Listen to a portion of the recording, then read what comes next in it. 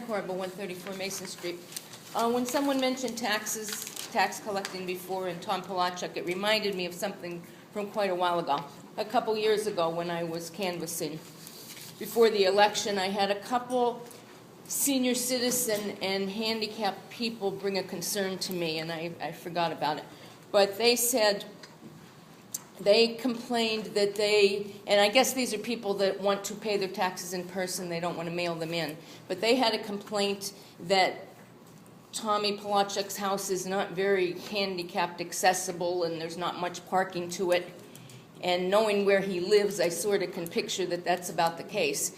But they were questioning, like, can't he be available in this building, which obviously has parking and handicapped accessibility. So since I just thought of it, I thought I would mention it up. I don't know if this has been, if you've considered this before, if it's been done in the past. Now, coming from Hazelton, of course, I know that, you know, all the tax collection was done in Hazelton, but we did have, like, our small municipalities, they would have in the paper, like Hazel Township, for example. I knew the Hazel Township tax collector, and a couple times a month there would be a little piece in the newspaper saying that she would be available at the main office on these certain days for anyone that wanted to go and pay their taxes then. So I just wanted to bring that up as a concern that was brought to my attention to see if the council would consider that or have any response to that. Mrs. Corba, I know Tommy pretty well, okay? Mm-hmm. And number one, he accepts, he has a sign on his door now that if there's anybody that that is handicapped, he will go out to the car, he does. Also, he will go to the door and take their stuff and bring it back in. And the reason he can't move it anyplace, he's got a lot of money tied up in computer systems that only he would have to work out of there. But as far as handicap, I've been there when he went out to the cars for them, or his wife would go out to the car.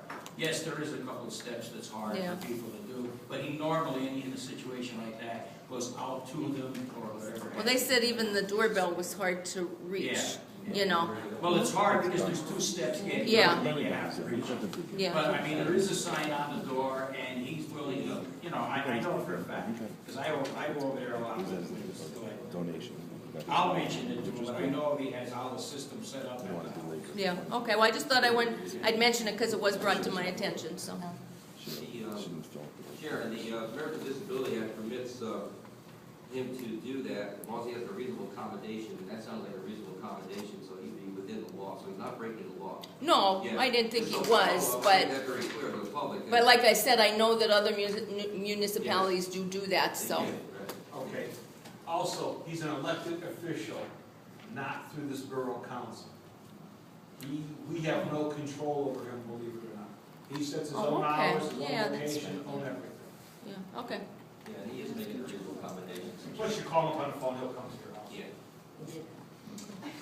Tell him he said that. Oh, that's in the press. The press here believes a lot of money when they tell him. Yeah, I have a question. That donation from Walmart, was there any ties to it, or was there any strings attached, or was it just strictly a donation? That's all it was a donation? But why would somebody not want to accept a donation with no strings attached, because that helps our taxpayers not have to pay more money? The motion was made, I voted the way my conscience told me to vote on it. Thank you. It's not a matter of not helping the taxpayers of the borough. We all wanted to do that. We never should have been in that position to begin with.